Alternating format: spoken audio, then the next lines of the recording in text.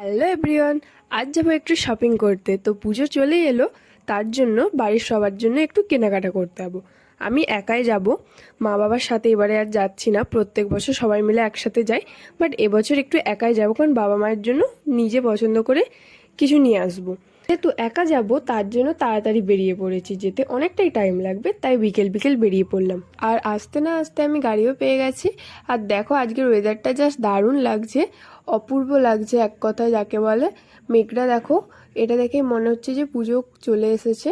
এত সুন্দর ওয়েদার দেখতে দেখতে চলে এলাম দোকানে, আর দোকানে পুজোর নতুন স্টক তুলেছে, সেগুলোই গুছানো হচ্ছে। তো প্রথমেই চলে গেলাম বাবার জন্য যে শার্টটা নেব সেটা দেখতে।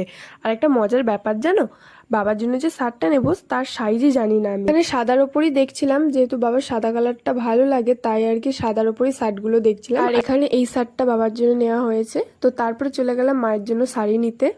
আর একটা কথা জানো, আমার মা জানতোই না মায়ের জন্য আমি শাড়ি নিয়ে যাব। মা জানতো বাবার জন্য আর আমার আর বোনের জন্য নিয়ে যাব।